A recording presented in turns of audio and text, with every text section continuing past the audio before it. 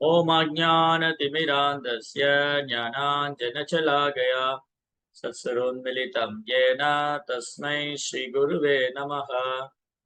नमो ॐ विष्णुपादाय कृष्णप्रेष्ठाय भूतले श्रीमते भक्तिवेदान्त स्वामीति नामिने। नमस्ते सारस्वती देवे गौरवाणी प्रचारिणे निर्विशेष शून्यवादी पाशातदेशतारिणे। जय श्री कृष्ण चैतन्य प्रभु नित्यानंद श्री अद्वैत गदाधर श्रीवासदि गौर भक्त वृंद। हरे कृष्णा कृष्ण कृष्ण हरे हरे, हरे राम राम राम हरे हरे। ஹரே கிருஷ்ணா. பக்தர் எல்லாருக்கும் இனிமையான மாலை வணக்கம். இன்றைய சத்சங்க வகுப்புல நம்ம பக்தி ரசாமிர்த சிந்துவோட 6ஆம் அத்தியாயம். இது பக்தி தொண்டினை நம்ம எப்படி நடைமுறையில பயிற்சி பண்றது. இந்த பக்தி ரசாமிர்த சிந்து ஒரு அருமையான ஒரு கிரந்தம், ஒரு சாஸ்திரம். ஒரு சாதகன் ஆன்மீக வாழ்க்கையில ஒரு பக்தர் என்னெல்லாம் பயிற்சி பண்ணணும், எப்படிலாம் ஒரு கிருஷ்ண உணர்வுல முன்னேற்றம் அடையிறது, கிருஷ்ண உணர்வுல முன்னேற்றம் அடையிறது நம்ம என்னெல்லாம் செய்யணும், இந்த பக்தியினுடைய பல்வேறு சுவைகள் என்னென்ன இருக்கு, அதை எப்படி நம்ம அனுபவிக்கிறது, எப்படி ஒரு தூய பக்தி, தூய பக்தன், தூய பக்தி தொண்டுங்கிற நிலையை எப்படி நம்ம அடையிறது, அப்படியே படிப்படியா நம்மள ஆச்சாரியர்கள் ரொம்ப அழகா வழிநடத்திட்டு போறாங்க.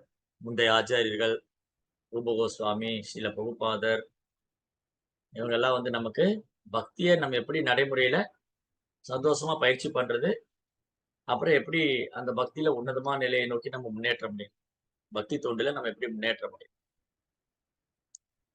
ஹரே கிருஷ்ணா ஜெபம் பண்ணக்கூடிய பக்தர்கள் நாமத்துல எப்படி சுவையை வளர்த்துக்கிறது, கிருஷ்ண உணர்வுல எப்படி முன்னேற்றம் அடைகிறது, அதற்கான வழிமுறைகள் என்னென்ன. இதுல கிட்டத்தட்ட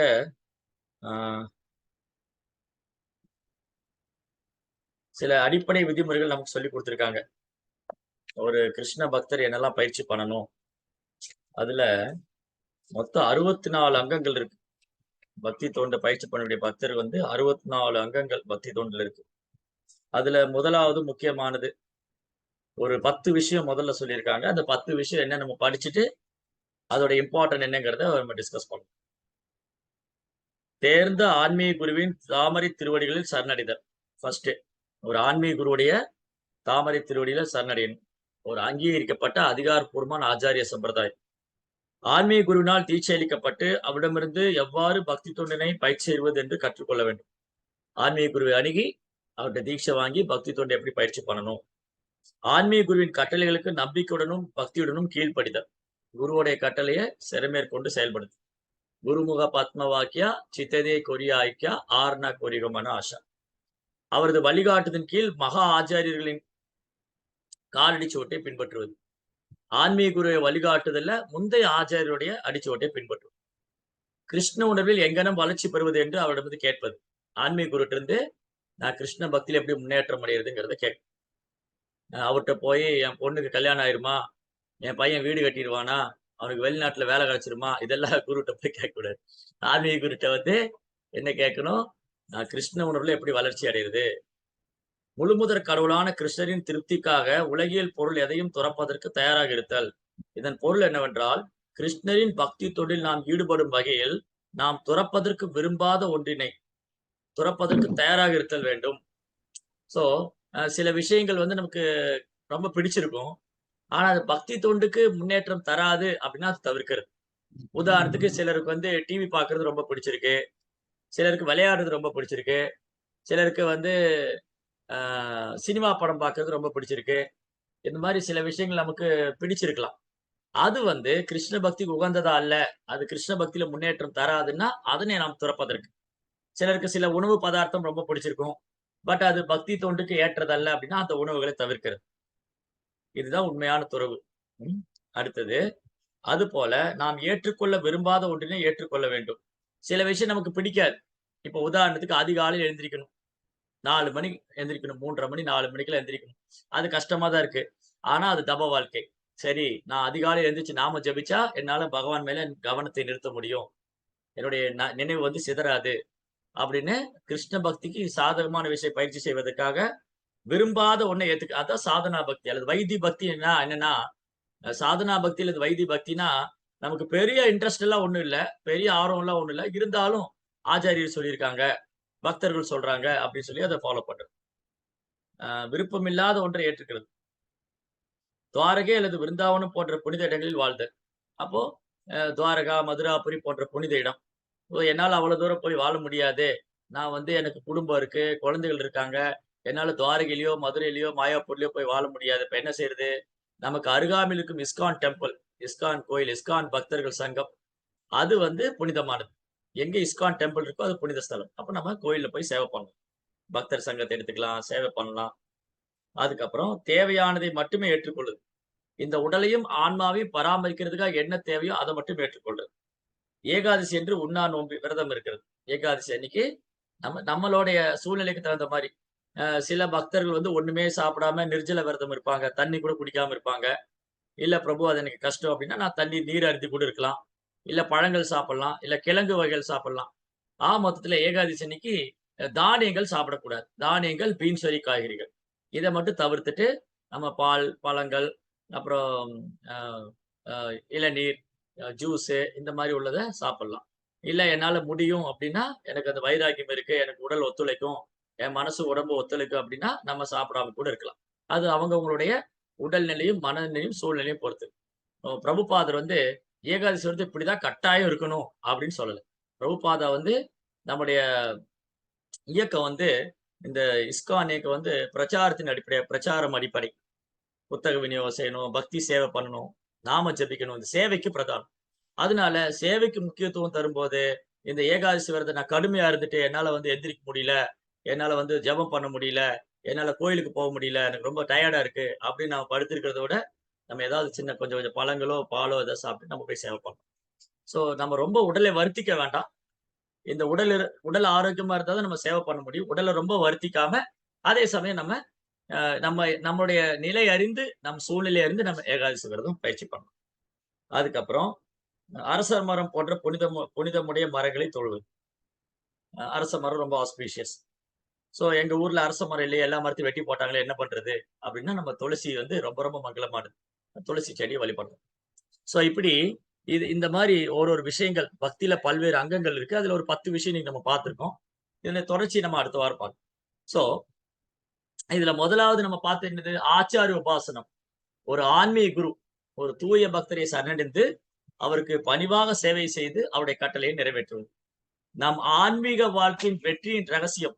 நமது ஆன்மீக வாழ்க்கையின் வெற்றியின் ரகசியமே ஒரு ஆன்மீக குரு சரணடைவது தான். ஒரு தூய பக்தர், பகவானுடைய ஒரு தூய பக்தரை தேர்ந்தெடுத்து, அவருக்கு பணிவா, அடக்கமா சேவைகள் பண்ணி கேள்வி கேட்டு, அவர்ட்டருந்து நம்ம பகவான பத்தி தெரிஞ்சுக்கணும். சோ ஆச்சாரிய உபாசனம் ரொம்ப ரொம்ப முக்கியம். ஆன்மீக குரு வழிபடுறது. அது ஒரு தூய பக்தர் நமக்கு குருவா கிடைக்கிறது. அங்கீகரிக்கப்பட்ட அதிகாரப்பூர்வமான ஆச்சாரிய சம்பிரதாயத்துல வரக்கூடிய ஒரு தூய பக்தர் நமக்கு குருவா கிடைக்க நாம் செஞ்ச பெரும் பாக்கியம். அப்போ ஆச்சாரிய உபாசனம் இஸ் வெரி வெரி இம்பார்ட்டன்ட். ஆன்மீக குருவை வழிபடுவது. ஒரு தூய பக்தரை குருவா ஏத்துக்கிறது. அது நெறைய இடங்கள்ல ஆன்மீக குரு பத்தி சொல்லும்போது, ஏன் ஒருத்தருக்கு குரு அவசியம்? குரு வந்து ஏன் அவசியம்? எப்ப குரு அவசியமா இருக்காங்க? "கார்பண்ய தோஷோ பிரஹதஸ்வபாவா பிச்சாமித்வாம் தர்மசமூட சேதாः எஷைஷா நிஷிதம் ப்ரூஹி தன்மே சிஷ்யஸ்தேகம் சுவாதிமாம் தாம் பிரபன்னி." ஓ கிருஷ்ணா! எனக்கு ரொம்ப குழப்பமா இருக்கு. இந்த யுத்தம் பண்றதா? வேண்டாமா? சரியா? தப்பா? தர்மமா? அதர்மமா? ஒண்ணுமே புரிய மாட்டேங்குது. இந்த மகாபாரத யுத்தம் இந்த யுத்தம் செய்யலாமா? வேண்டாமா? இது சரியா? தப்பா? இது தர்மமா? அதர்மமா? என்னால ஒரு முடிவுக்கே வர முடியல. அதனால நான் உங்கள குருவா ஏத்துக்கிறேன். நீங்களே என்ன வழிநடத்துங்க. அப்படின்னு கிருஷ்ணர வந்து அர்ஜுனன் சரணடைகிறார். அப்போ அர்ஜுனன் சாதாரண ஜீவாத்மா பிரதிநிதிக்கிறாரு. கிருஷ்ணர் அங்க குருவா இருக்கார். அப்போ குரு சிஷ்ய பந்தம், குரு சிஷ்ய தொடர்பு எப்ப ஏற்படுது? சீடனுக்கு அறியாமையில் இருக்கும்போது அவனுக்கு ஆன்மீக அறிவை பூட்டி அவனை விடுவிக்கிறது குருவோடைய கடமை. அந்த மாரி தான் அன்றாட வாழ்க்கையில தர்மம் என்ன? அதர்மம் என்ன? என்னுடைய கடமை என்ன? நான் யாரு? நான் என்ன செய்யணும்? என்ன செய்யக்கூடாது? இந்த ஆன்மீக வாழ்க்கையின் குறிக்கோள் என்ன? கிருஷ்ணர் யாரு? நான் ஏன் அவரை அணுக வேண்டும்? நான் ஏன் அவரை அடைய வேண்டும்? இந்த மாரி தெரிந்து கொள்வதற்கு நான் முதல்ல ஒரு ஆன்மீக குருவ குருவுடைய கருணையால தான் நம்ம கிருஷ்ணர புரிஞ்சுக்க முடியும். அதனால தான் சாஸ்திரம் சொல்லுது, எஸ்ய தேவே பராபக்திர் யதா தேவே ததா குரு. யார் ஒருத்தர் ஆன்மீக குருவ அணுகியிருக்காங்களோ, அவங்களுக்கு வேதத்தின் ரகசியம் எல்லாம் தானா வெளிப்படுத்தப்படும். ஆச்சாரியவான் புருஷோ வேதகா. ஒரு ஆச்சாரியருடைய தாமரை திருவடிகளை சரணடைந்தால் வேதத்தின் ரகசியம் எல்லாம் தானா வெளிப்படுத்தப்படும். ஆச்சாரியமாம் நோ விஜானியம் நான் மன்வேத கரிகிஷித். கிருஷ்ணர் என்ன சொல்றாரு உத்தவர்ட்ட பாகவதத்துல, "ஓ உத்தவா, எனக்கும் ஆச்சாரியனுக்கும் எந்த ஒரு வித்தியாசம் கிடையாதுங்கிறார். சாக்ஷாத் ஹரித்வேன சமஸ்த சாஸ்திரை." ஆச்சாரியன் வந்து சாக்ஷாத் ஹரி. எல்லா வேதமும் சொல்லுது அவர் பகவான் சாக்ஷாத் ஹரி, ஆச்சாரியன். ஆனா அவர் அப்படி சொல்ல மாட்டார். ஏன் வந்து ஆச்சாரியன் வந்து பகவானுக்கு நிகரா வழிபடணும்? கிந்து பிரபூயா பிரியேவ தஸ்ய வந்தே குரு ஸ்ரீ சரணாரவிந்தமோ. ஆன்மீக குருவே, நீங்க பகவான் கிருஷ்ணருக்கு ரொம்ப பிரியமானவர். ஓ குரு மகாராஜ், ஒரு குருதேவா, நீங்க பகவான் ஸ்ரீ கிருஷ்ணருக்கு மிகவும் பிரியமானவர். அதனால நான் பகவானை எவ்வாறு ஆராதிக்கின்றனோ, அதே போல உங்களையும் நான் ஆராதிப்பேன். ஏன்னா, நீங்க தான் என்ன அறியாமையிலிருந்து விடுவிக்கணும். ஓம் அஜ்ஞான திமிராந்தஸ்ய ஞானாஞ்சன சலாகயா சத்சவம் மிலிதமேன தஸ்மை ஸ்ரீ குருவே நமः. ஓ ஆன்மீக குருவே, உங்க கருணையால தான். அப்போ அ இந்த ஆன்மீக குருவை அணுகுறது, அவரை வழிபடுவது, அவருடைய கருணை எவ்வளவு முக்கியம்னு ரொம்ப அழகான ஒரு உதாரணம் பார்க்கலாம் நம்ம சம்பிரதாயத்துல. நேற்றைக்கு வந்து ரொம்ப ஒரு விசேஷமான தினம். நேற்று வந்து கௌடிய வைஷ்ணவர்களுக்கு ரொம்ப விசேஷமான தினம். நேற்று என்ன சிறப்பம்சம்னா, நேற்றைய தினம் வந்து கங்கா பூஜா. கங்கைய வந்து எல்லா வடநாட்டுல வந்து ஏறக்குறைய 10 நாள் கங்கா தசரான்னு சொல்லி 10 நாள் கங்கையை வழிபடுவாங்க. ரொம்ப ஸ்பெஷல் அது. பாண்டவ நிர்ஜல ஏகாதசி வரைக்கும் கங்கா பூஜை நடக்கும். நாளைக்கு பாண்டவ நிர்ஜல ஏகாதசி. அதுக்கப்புறம் நம்முடைய ஆச்சாரியர் சம்பிரதாயத்துல பலதேவ் வித்யா பூஷணன் ஒரு பெரும் ஆச்சாரியர். ஒரு தூய பக்தர். அவர் தோன்றிய தினம். சாரி, அவர் மறைந்த தினம். அப்புறம் கங்கா மாதா கோஸ்வாமினி இன்னொரு ஆச்சாரி, ஒரு வைஷ்ணவி நம்ம சம்பிரதாயத்துல கங்கா மாதா கோஸ்வாமினின்னு ஒரு ஒரு ஆச்சாரியை. ஒரு தூய பக்தை தோன்றிய தினம். சோ என்னன்னா, இந்த கங்கா மாதா கோஸ்வாமியுடைய வாழ்க்கை நமக்கு அழகான பாடம் கத்துக் குடுக்குது. என்னென்ன இப்ப நம்ம பார்த்தோம் இல்லையா? அந்த ஒரு 10 முக்கியமான விஷயம். ஒரு ஒரு ஒரு ஒரு ஒரு சாதகன், ஒரு ஆன்மீகவாதி, ஒரு கிருஷ்ண பக்தன், பக்தி தொண்டுல முன்னேற்றம் அடையறதுக்கு ஒரு 10 முக்கியமான விஷயங்கள். பக்தி தொண்டுல நம்ம பக்குவமாகறதுக்கு, பக்தி தொண்டுல நம்ம முன்னேற்றம் அடையறதுக்கு ஒரு 10 முக்கியமான விஷயங்கள். இது அனைத்தும் கங்கா மாதா கோஸ்வாமி வாழ்க்கையில பார்க்கலாம். கங்கா மாதா கோஸ்வாமினி, அவங்க பேரு வந்து பிற்காலத்துல அவங்களுக்கு கங்கா மாதா கோஸ்வாமின்னு ஒரு சிறப்பு பெயர் வந்தது. அதுக்கு முன்னாடி அந்த பட்டம், அந்த சிறப்பு பெயர் வர்றதுக்கு முன்னாடி அவங்களுக்கு சச்சி தேவின்னு பேர். சச்சி தேவி. இவங்க சைதன்ய மகாபுரி அம்மா இல்ல. சைதன்ய மகாபுரி அம்மா வந்து சச்சி மாதா. அவங்க இல்ல இவங்க. இவங்க சச்சி தேவின்னு சொல்லிட்டு பெங்கால்ல ஒரு பெரிய ராஜ குடும்பத்துல பிறந்தவங்க. ஆ ராஜா நரேந்திர நரேஷ் நாராயண். நரேஷ் நாராயண். ராஜா பெங்கால்ல வந்து ராஜா நரேஷ் நாராயண் ஒருத்தர் இருந்தார். அந்த மன்னருக்கு மகளாக பிறந்தாங்க. சச்சி தேவி. சச்சி தேவி சிறு வயதிலிருந்தே கிருஷ்ணர் மேல அவங்களுக்கு அன்பு. அவங்க விளையாடும்போது கூட கிருஷ்ணருடைய பொம்மை வச்சு தான் விளையாடுவாங்க. இன்னைக்கு குழந்தைகள்லாம் விளையாடும்போது செல்போன் வச்சு விளையாடுறாங்க. சிலர் கிரிக்கெட் பேட் வச்சு விளையாடுவாங்க. பந்து வச்சு விளையாடுவாங்க. ஆனா நீங்க பெரும்பாலும் நம்ம ஆச்சாரியருடைய வாழ்க்கைய பார்த்தீங்கன்னா, அவங்க கிருஷ்ணருடைய பொம்மை விக்கிரகம் வச்சு தான் விளையாடிட்டு இருப்பாங்க. அந்த விக்கிரகங்களுக்கு பிரசாதம் ஊட்டுறது, பிரசாத நிவேதனம் பண்றது, அலங்காரம் செய்றது, பூஜைகள் செய்றது, இப்படிதான் அவங்க வாழ்க்கை. நம்முடைய ஆச்சாரியர் பெரும்பாலும் ஜீவ கோஸ்வாமி ஆகட்டும், அப்புறம் வந்து சச்சி மாதா ஆகட்டும், ஆகச்சிறந்த ஆச்சாரியர். பெரும் ஆச்சாரியர் வந்து விக்கிரக ஆராதனை பண்ணுவாங்க. பக்தி சித்தாந்த மகாராஜ் கூட 6 வயசு இருக்கும்போது கூர்ம விக்கிரகத்த வழிபட்டார். அவங்க அப்பா வந்து ஒரு கல்கத்தால ஒரு வீட்டுக்கு வீடு கட்டுறதுக்கு அஸ்திவாரம் போட்டபோது, அங்க ஒரு கூர்ம விக்கிரகம் கிடைச்சது. அது பக்தி சித்தாந்த மகாராஜ் 6 வயசு இருக்கும்போது வழிபட்டார். இப்படி சிறு பிள்ளை பிராயத்திலிருந்தே சச்சி மாதாவுக்கு வந்து சச்சி தேவிக்கு கிருஷ்ணர் மேல அன்பு. கிருஷ்ணர் மேல பிரியம். எப்பவுமே கிருஷ்ணரையே நினைச்சுக்கிட்டு இருப்பாங்க. இப்ப வந்து நம்ம தென்னிந்தியால கூட ஆண்டாள் நாச்சியார் இருந்தாங்க இல்லையா? ஆண்டாள் நாச்சியார் என்ன பண்ணுவாங்க, எப்பவுமே கிருஷ்ணருடைய கதைகள கேட்பாங்க. கிருஷ்ணருடைய அவங்க அப்பாகிட்ட இருந்து பெரியாழ்வார் வந்து பூ கட்டும்போது, ஆண்டாள் பக்கத்துல உட்கார்ந்துட்டு, அவங்களும் பூ கட்டும்போது, பகவானுடைய நாம, ரூப, குணாதிசயங்கள்.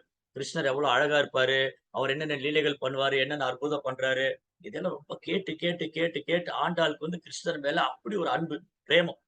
அதே மாரி சச்சி மாதாவுக்கு சின்னதிலிருந்தே பகவானுடைய கதைகள கேட்டு, கேட்டு பகவானே தனக்கு கணவரா வரணும் அப்படின்னு ஆசை. பகவான் மேல அவ்வளவு அன்பு, பிரேமம். ஆ இவங்க அப்பா வந்து எப்படியோ அந்த நரேஷ் நாராயண் என்ன பண்ணாரு, தன் மகள் ராஜகுமாரிக்கு ஒரு அழகான ராஜகுமாரன கல்யாணம் பண்ணி, என்னுடைய மகன் ராஜகுமாரன், ராஜகுமாரி அவளுக்கு ஏதோ ஒரு நாட்டு இளவரசன் ராஜகுமாரன கல்யாணம் பண்ணி வைக்கணும். ஆனா சச்சி மாதா தெளிவா சொல்ட்டாங்க, "எனக்கு வேண்டாம். நான் வந்து பகவான தான் திருமணம் செய்வேன். நான் வந்து மானிடர்கள திருமணம் செய்ய மாட்டேன்.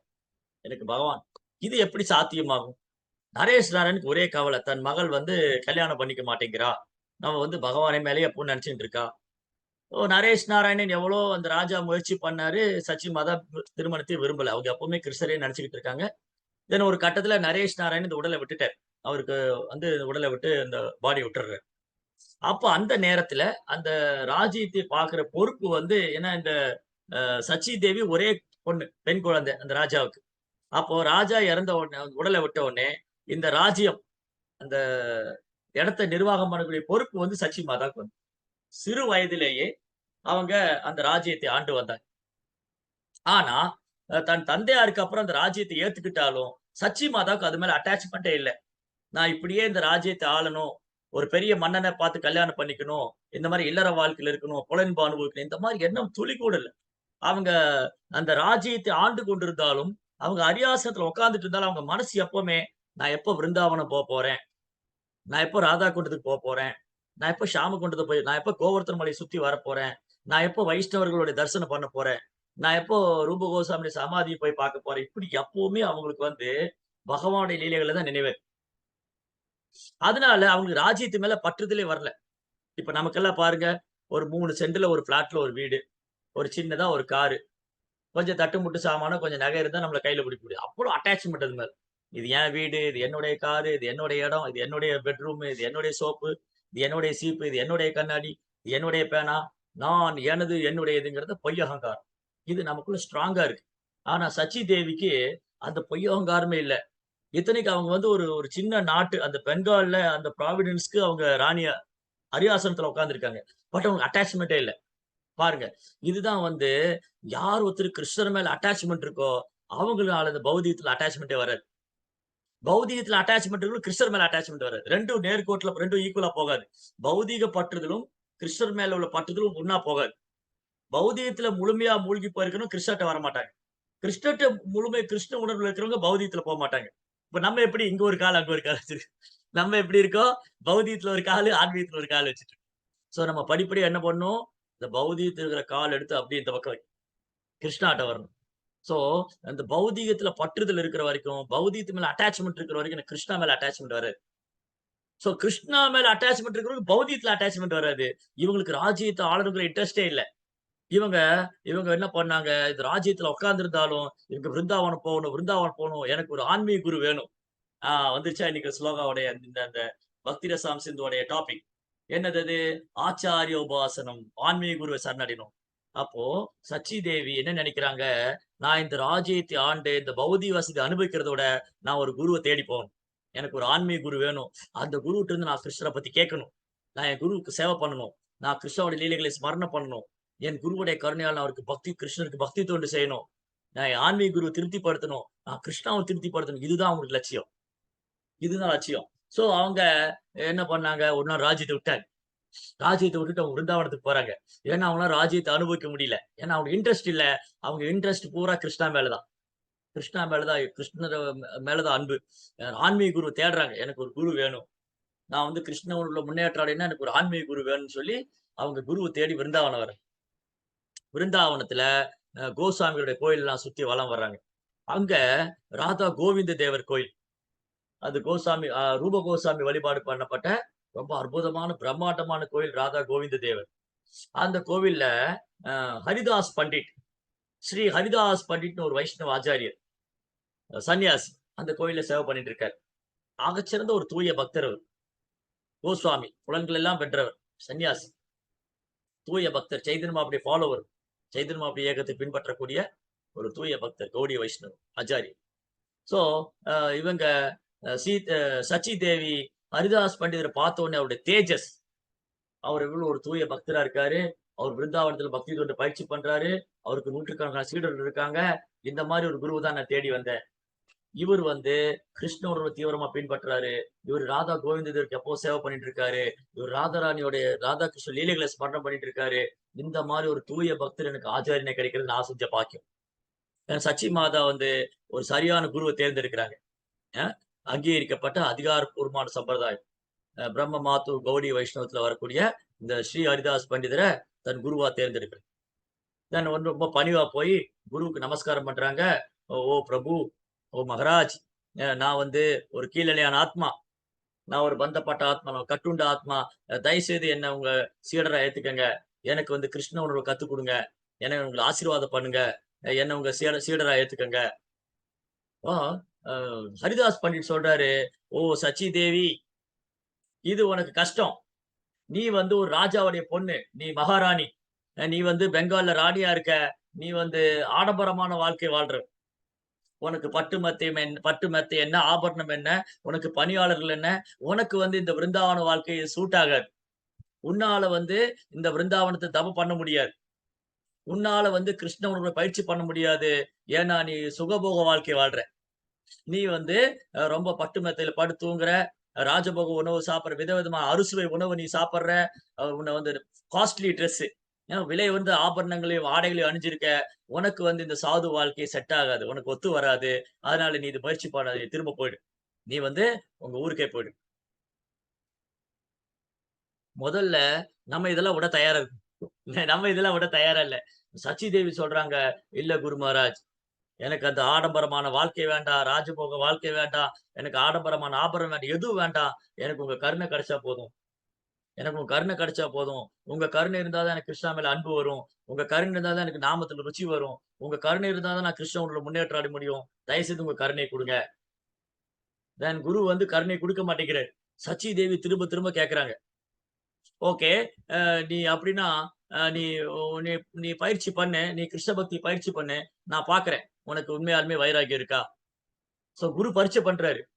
பாருங்க, ஒரு காலத்துல நம்ம ஆன்மீக குருட்ட போய் தீட்சை வாங்கணும்னா, குரு வந்து பரீட்சை வைக்கிறாரு. குரு உடனே ஏத்துக்க மாட்டேங்கிறாரு. இன்னைக்கு குருமார்கள் ரொம்ப கருணையோட வந்து நமக்கு சொல்லிக் குடுத்து, நம்மள வந்து சீடரா ஏத்துக்கிறாங்க. நமக்கு பயிற்சி குடுக்குறாங்க. 2, 3 வருஷம் இவங்க கிருஷ்ண பக்தி தீவிரமா பயிற்சி பண்றாங்களா? குறைந்தபட்சம் 16 மாலை ஜபிக்கிறாங்களா? 4 விதிமுறை கடைபிடிக்கிறாங்களா? பிரபுபாத இயக்கத்துக்கு பொறுப்பான சேவை பண்ணிட்டு இருக்காங்களா? சரி இவங்கள சீடரா ஏத்துக்கலாம். ஆனா ஒரு காலத்துல சச்சி தேவிய நிராகரிச்சுட்டாரு. சச்சி தேவிக்கு அவ்வளவு ஆர்வம். தன் ராஜ்யத்தை எல்லாம் விட்டுட்டாங்க. பெங்கால்ல தன் ராஜ்யத்தை எல்லாம் விட்டுட்டு இங்க வந்திருக்காங்க விருந்தாவனுக்கு. ஆனா ஹரிதாஸ் பண்டிட் ஏத்துக்க மாட்டேங்கிறாரு. 1 வருஷம் 1 வருஷம் சச்சி தேவி ரொம்ப பொறுமையா சேவை பண்ணிட்டே இருக்காங்க. தன்னுடைய ராஜ உடையெல்லாம் தூக்கி போட்டு, தன்னுடைய ஆபரணங்கள், ராஜ உடை எல்லாத்தையும் தூக்கி போட்டு, பிருந்தாவனத்துல ஒரு துறவி மாரி வாழ்றாங்க. சாதாரண கதர் ஆடை, சாதாரண காட்டன் டிரெஸ், அ காட்டன் துணிய உடுத்திட்டு, சாதாரண ஆடை உடுத்திக்கிட்டு, அவங்க அ அந்த ஆசிரமத்த கூட்டி பெருக்குறது, அந்த தோட்டத்துல பூக்களை சேகரிக்கிறது, என்னென்ன எளிமையான சேவை பண்ண முடியுமோ, தான் ஒரு மகாராணி என்ற கர்வம் எல்லாம் இல்லாம, இந்த மகாராணிங்கிற கர்வத்த எல்லாம் தூக்கி போட்டாங்க. நான் வந்து ஒரு ராஜகுலத்தை சேர்ந்தவ. நான் ஒரு மகாராணி. எனக்கு சேவை பண்ண நெறைய பணிப்பெண்கள் இருக்காங்க. நான் ஏன் போய் இந்த பிருந்தாவனத்துல ஒரு துறவி மாரி வாழணும்? அப்படின்னு இல்லாம, அவங்க ஒரு துறவி மாரி வாழ்ந்தாங்க. தங்க ராஜபோக வாழ்க்கையெல்லாம் தூக்கி போட்டு, தன் அரியாசனத்துல தூக்கி போட்டு, சச்சி தேவி வந்து அங்க பிருந்தாவனத்துல ஒரு துறவி மாரி பிக்ஷை எடுத்து அந்த இடத்த சுத்தம் பண்ணிட்டு, அந்த குருக்குல்லாம் சுத்தம் பண்ணி, குருவுக்காக பிக்ஷை எடுத்து போயி, அது என்ன கிடைக்குதோ அது குருவுக்கு மானசீகமா குடுத்துட்டு அத சாப்பிடும். ஆனா ஹரிதாஸ் பண்டிதர் வந்து இவங்கள ஏத்துக்கல. இவங்கள வந்து பரீட்சை பண்றாரு. இப்படி 1 வருஷம் பார்க்குறாரு. சச்சி மாதா உறுதியா பின்பற்றிட்டு இருக்காங்க. சச்சி மாதா வந்து சச்சி தேவி. இந்த சச்சி தேவி வந்து துளி கூட வந்து ராஜ்யத்த அனுபவிக்கணும். நான் ஒரு மகாராணிங்கிற கர்வம் இல்லாம, ரொம்ப எளிமையா பணிவா சேவை பண்ணிட்டு இருக்காங்க. இந்த எளிமையும் பணிவும் ஆன்மீக குருவ கவர்ந்தது. சச்சி தேவியோடைய எளிமையும் பணிவும் ஆன்மீக குரு கவர்ந்தது. குரு வந்து இன்னைக்கு இந்த சோ கால்டு குருவெல்லாம் இருக்காங்க. இந்த கலியுகத்துல பேரளவான குருமார்கள். அவங்க காசு குடுத்தா நீங்க அவங்க விலைக்கு வாங்கிரலாம். காசு குடுத்தா அவங்களுடைய தரிசனம் கிடைக்கும். காசு குடுத்தா எல்லாமே கிடைக்கும். இந்த பேரளவான குருமார்கள் இந்த கலியுகத்துல பேர், புகழ், எனக்கு நெறைய ஃபாலோவர்ஸ் இருக்கணும்னு சொல்லி அவங்க சீட்டிங் பண்ற ஏமாத்துற குரு. ஆனா உண்மையான ஆன்மீக குரு என்ன பண்ணுவாரு? பரீட்சை பண்ணுவாரு. சீடனுக்கு உண்மையாலுமே ஆர்வம் இருக்கா? இவர் உறுதியா இருக்காரா? வைராக்கியமா இருக்காரா? இவர் கிருஷ்ணாட்ட போகணும்னு விரும்புறாரா? இவர் கிருஷ்ணனோட பயிற்சி பண்ண விரும்புறாரா? இவர் வந்து தியாகம் பண்ண தயாரா இருக்காரா? இவரு துறவு வாழ்க்கை வாழ தயாரா இருக்காரா? இவர் பௌதீகத்துல பற்றுதல் இல்லாம இருக்காரா? அப்படின்னு குரு வந்து பரீட்சை வைக்கிறார். தென் சச்சி மாதா வந்து சச்சி தேவி ஹரிதாஸ் பண்டிதர் வச்ச எல்லா டெஸ்ட்லயும் பாஸ் ஆயிட்டாங்க. ஹரிதாஸ் பண்டிதர் வந்து நம்ம நாமாச்சாரியர் இல்ல. அவர் ஹரிதாஸ் தாக்கூர். இவரு ஹரிதாஸ் பண்டிட். இவரு வந்து அ ராதா கோவிந்தர் கோயில்ல கோவிந்த தேவர் சேவை பண்ணிட்டு ஹரிதாஸ் பண்டிதர் வந்து சச்சி மாதாவுடைய பணிவு, அவங்களுடைய எளிமை, அவங்களுடைய துறவு, அவங்களுடைய அடக்கம் இதெல்லாம் பார்த்துட்டு ஒரு நாளு சச்சி தேவி கூப்பிட்டாங்க. "ஓ! தபஸ்வினி, நீ உன்னுடைய தப வாழ்க்கைய வெற்றி பெற்று விட்டாய். நீ வந்து விருந்தாவனத்துல ரொம்ப எளிமையா, பணிமையா வாழ்ந்த. நான் ஒரு மகாராணிங்கிற கர்வத்த எல்லாம் தூக்கி போட்டு, நான் வந்து மகாராணி இல்ல. எனக்கு இந்த ஆபரணம் இது உண்மையான வாழ்க்கை இல்ல. என் செல்வம், பெயர், புகழெல்லாம் உதவாது. எனக்கு வந்து கிருஷ்ணர் மேல பிரேமம் தான். அதுதான் என் சொத்து. கிருஷ்ண பிரேமம் பிரேமம் தான் என் சொத்து. எனக்கு குருவுடைய கருணை வேணும்னு சொல்லி, நீ உறுதியா வைராக்கியமா பின்பற்றின. நான் வந்து ரொம்ப திருப்தி அடைஞ்சுட்டேன். உன்னுடைய சேவையில, உன்னுடைய பணிவு, எளிமை, உன்னுடைய ஆச்சாரியனுக்கு நீ வந்து கருணை பெறணுங்கிற உன்னுடைய ஆர்வம், இதெல்லாம் என்னை கவர்ந்து விட்டது. நான் உன்னை சீடரா ஏத்துக்கிறேன்." சீடரா ஏத்துண்டு சச்சி தேவிக்கு ஹரே கிருஷ்ணா, ஹரே கிருஷ்ணா, கிருஷ்ண கிருஷ்ணா, ஹரே ஹரே, ஹரே ராமா, ஹரே ராமா, ராம ராமா, ஹரே ஹரே தீட்சை குடுக்குறாரு. தீட்சை குடுத்த உடனே அவங்க பிருந்தாவனத்துல ராதா குண்டத்துல ராதா குண்டத்துல தங்கிட்டு ஒரு நாளைக்கு 3,00,000 நாமங்கள். ஒரு நாளைக்கு 3,00,000 நாமம். ஹரே கிருஷ்ணா, ஹரே கிருஷ்ணா, கிருஷ்ண கிருஷ்ணா, ஹரே ஹரே, ஹரே ராமா, ஹரே ராமா, ராம ராமா, ஹரே ஹரே இடையறாது ஜெபிச்சுட்டு இருக்காங்க. இப்படி ரொம்ப எளிமையா, பணிவா பிருந்தாவனத்துல எல்லாருக்கும் நமஸ்காரம் பண்ணி, எல்லாருக்கும் சேவை பண்ணி, ரொம்ப எளிமையா, பணிவா பக்தி பண்றாங்க. ஒரு ராஜகுமாரி, ஒரு இளவரசி, ஒரு ராணியா இருந்தவங்க. அப்போ ஒரு நாளு அ அவங்க குரு கூப்பிட்டாங்க. "ஓ சச்சி தேவி, உனக்கு வந்து நான் ஒரு சர்வீஸ் குடுக்குறேன். நான் உனக்கு ஒரு சேவை குடுக்குறேன். நீ வந்து ஜெகநாதபுரிக்கு போகணும். ஜெகநாதபுரியில போயி, அங்க வந்து சர்வபௌம பட்டாச்சாரியோட வீடு இருக்கு. சர்வபௌம பட்டாச்சாரியா சைதன்ய மகாபுடைய மிக நெருக்கமான சகாக்கள் ஒருவர். அவருடைய வீடு வந்து ரொம்ப பழுதடைஞ்சிருச்சு. அந்த வீட வந்து ரிப்பேர் செஞ்சு, நீ அந்த இடத்த பராமரிக்கணும். இதுதான் என்னுடைய சேவை." ஹரே கிருஷ்ணா. சோ, ஆன்மீக குரு சேவை குடுக்குறாரு. பாருங்க, குருவுக்கு பணிவா, அடக்கமா இருந்து அவருக்கு சேவை பண்ணதுனால, ஆன்மீக குரு வந்து ஒரு பொறுப்பான சேவை குடுக்குறாரு. "ஓ சச்சி தேவி, நீ வந்து ஜெகநாதபுரிக்கு போயி, சர்வபௌம பட்டாச்சார்ய வீட்ட வந்து ரிப்பேர் செஞ்சு, அத புனித பொ புனி பொ புதுமைப்படுத்திட்டு, அங்க நீ அத பராமரிக்கணும், பாதுகாக்கணும். அங்கிருந்து நீ கிருஷ்ண பக்திய பயிற்சி பண்ணணும். நீ வந்து அந்த இடத்துல ஒரு க்ஷேத்திர சன்னியாசி. அந்த இடத்த விட்டு நீ எங்கேயும் போக்கூடாது. நீ அந்த சர்வபௌம பட்டாச்சார்ய வீட்டிலேயே வாழ்ந்திருந்து, உன் வாழ்நாள் முழுவதும் நீ அங்க சேவை பண்ணணும். நீ அங்கேயே இருக்கணும். நீ அங்கிருந்து எங்கேயும் போக்கூடாது. இது என்னுடைய கட்டளை. இத நீ வந்து செய்வாயானால், நீ என்ன திருப்திப்படுத்துறதா அர்த்தம்." உடனே ஆன்மீக குருவுடைய பாதங்களை தொட்டு வணங்கிட்டு, அ க சச்சி மாதா, சச்சி தேவி விருந்தாவனத்த விட்டு வராங்க. விருந்தாவனத்த விட்டு யாரும் வர விரும்ப மாட்டாங்க. விருந்தாவனத்துக்கு ஒரு முறை போனவங்க, அங்க விட்டு வர மனசு வராது. அது மட்டும் இல்ல, ஆன்மீக குருவுடைய சேவை விட்டு பிரியறதுக்கு மனசு வராது. யாருமே வந்து ஆன்மீக குருவுடைய சேவைய தியாகம் பண்ண தயாரா இருக்க மாட்டாங்க. ஆனா, அவருக்கு பக்கத்துல இருந்து சேவை பண்றத விட, அவர் கட்டளைய நிறைவேற்றுவது உயர்ந்தது. வாப்பு சேவா, வாணி சேவான்னு சொல்லுவாங்க. வாப்பு சேவான்னா குருவுக்கு பக்கத்துல இருந்தே சேவை பண்றது. வாணி சேவான்னா அவருடைய வார்த்தைய வந்து செயல்படுத்துறது. சிறமேற்கொண்டு செயல்படுத்துறது. சச்சி மாதா வந்து தன் குருவுடைய விருப்பத்தை நிறைவேற்றுவதற்காக, அவங்க பிருந்தாவன்ல இருந்து ஜெகநாதபுரிக்கு வந்தாங்க. ஜெகநாதபுரியில வந்து சர்வபௌம பட்டாச்சார்ய வீட்ட வந்து ரொம்ப அழகா சுத்தப்படுத்தி, அத வந்து ரிப்பேர் பண்ணி, அத வந்து புதுப்பிச்சுட்டு அங்க தங்கியிருக்காங்க. அங்க தங்கிட்டு கிருஷ்ண உணர்வு பயிற்சி பண்றாங்க. இப்படி அவங்க அங்க வரக்கூடியவங்களுக்கெல்லாம் இவங்களும் கிருஷ்ண உணர்வு பயிற்சி பண்றாங்க. மத்த பக்தரும் கற்றுக் குடுக்குறாங்க. கிருஷ்ண உணர்வ பிரச்சாரம் பண்றாங்க. ஒரு நாளு என்னன்னா, கங்கா சாகர் மேளான்னு ஒரு திருவிழா. கங்கா சாகர் மேளா அப்டின்னா, பெங்கால்ல இருக்கிறவங்க இந்த அ ஹரே கிருஷ்ணா. பெங்கால்ல இருக்கிறவங்க இந்த கங்கா சாகர்ன்னு இடத்துக்கு போவாங்க. அது கங்கை போய் வங்க கடல்ல கலக்கிறது. அது வந்து இந்த கங்கா சாகர் மேளாங்கிற பண்டிகை வரும்போது, எல்லா பெங்காலிஸ் எல்லா பக்தர்களும் அங்க போய் நீராடுவாங்க கங்கையில. கங்கையில நீராடுவது ரொம்ப சிறந்தது. ரொம்ப பெரும் பாக்கியம் அது. கங்கா பதித பாவனி. பகவானுடைய தாமரை பாதத்துல வரக்கூடிய சரணாமிர்தம்.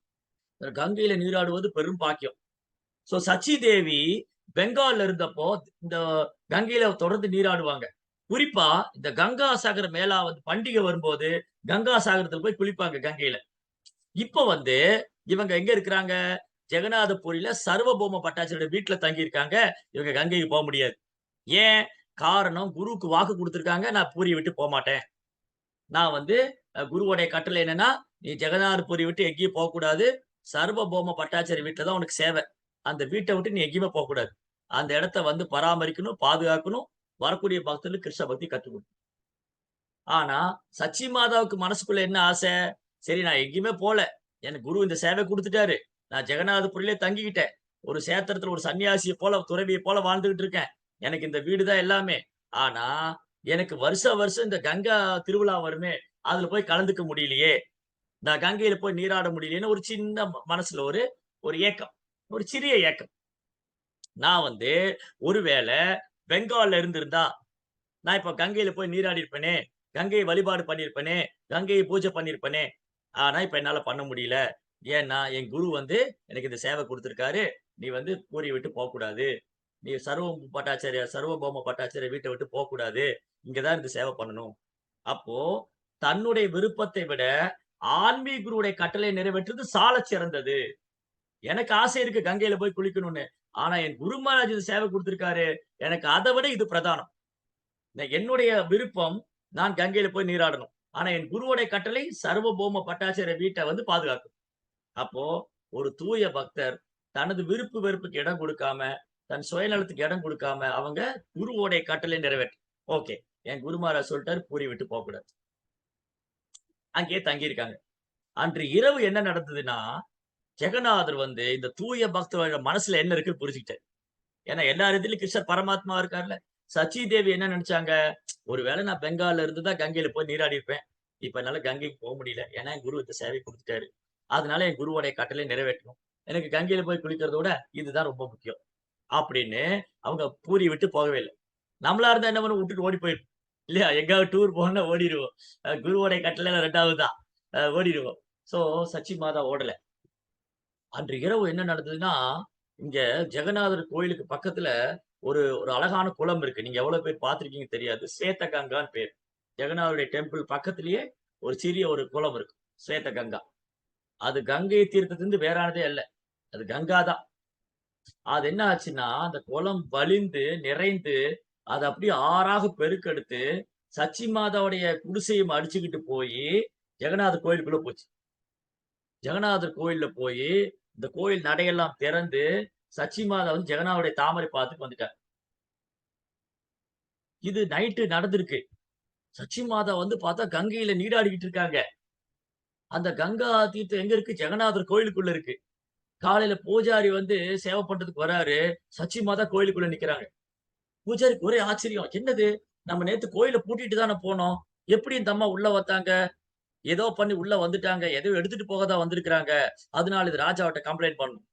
இந்த அம்மா எப்படி பூட்டிய கோயிலுக்குள்ள வந்தாங்க? இந்த சச்சி தேவி வந்து எப்படி இந்த பூட்டிய கோயிலுக்குள்ள வந்தாங்க? இத நான் போய் கம்ப்ளைண்ட் பண்ணணும். சோ பூஜாரிகள்லாம் போய் ராஜாட்ட சொல்றாங்க. இந்த சச்சி மாதா ஏதோ எடுத்துட்டு திருட தான் கோயிலுக்குள்ள வந்துட்டாங்க. இல்லாட்டி பூட்டிய கோயிலுக்குள்ள எப்படி இவங்க வந்தாங்க? சச்சி மாதா சொன்னா, "இல்ல, இல்ல. எனக்கு என்ன நடந்ததுன்னே தெரியாது. நான் தூங்கிட்டு இருந்தேன். கண் விழிச்சு பார்க்கும்போது நான் கங்கையில மிதந்திருந்தேன். அப்புறம் பார்த்தா ஜெகநாதருடைய ஆல்டருக்குள்ள இருக்கேன்." இத யாரும் நம்ப தயாரா இல்ல. யார் நம்புவாங்க? கங்கா எப்படி இங்க வந்தது? கங்கா எப்படி உங்கள இங்க கொண்டு வரும்? நாங்க நம்ப மாட்டோம் இத. தென் ஜெகநாதர் சொல்றாரு, "ஏய் மன்னா, ஓ பூஜாரி." இந்த தலைமை பூஜாரியும், அந்த ராஜாட்டயும் சொல்றாரு, "நான் தான் சச்சி மாதா இங்க கூட்டிட்டு வந்தேன். அவங்க கங்கையில குளிக்கணும்னு ஆசைப்பட்டாங்க. கங்கா என் தாமரை பாதத்திலிருந்து தான் வருது. சோ கங்கா வந்து என் தாமரை பாதத்திலிருந்து தான் வருது. இந்த கங்கா வந்து சேத்த கங்காலருந்து வந்து நான் தான் அவங்கள பிடிச்சுட்டு வந்தேன். ஓ அவங்க மேல எந்த தப்பும் கிடையாது. அவங்க மேல எந்த குற்றமும் கிடையாது. நீங்க எல்லாரும் அவங்கள சீடராகணும். நீங்க அவங்கள குருவா ஏத்துட்டு அவங்க சொல்றத ஃபாலோ பண்ணுங்க." அப்படின்னு ஜெகநாதர் சொல்றாரு. அது மட்டும் இல்ல, அவங்க இந்த பூரியில இருக்கிற வரைக்கும் அவங்களுக்கு நீங்க இடம் தானமா குடுக்கணும்.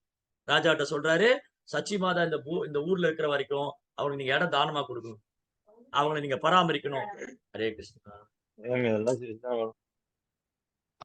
அவங்கள நீங்க பராமரிக்கணும், அவங்கள நீங்க பாதுகாக்கணும்னு சொல்றாரு. உடனே பூரி ராஜா வந்து சச்சி மாதாவுடைய பாதத்துல வந்து நமஸ்காரம் பண்ணி பிரார்த்தனை பண்றாரு. "தெரியாம பண்ணிட்டோம். மன்னிச்சுக்கங்க. நீங்க ஒரு வைஷ்ணவர். நாங்க செய்தது குற்றமா எடுத்துக்க கூடாது." அப்படின்னு பிரார்த்தனை பண்ணி, ராஜா வந்து கொஞ்சம் நிலமும் குடுக்குறாங்க சச்சி மாதாவுக்கு. அந்த ஸ்வேதகங்கா பக்கத்திலேயே அவங்களுடைய மடம் இருக்கு.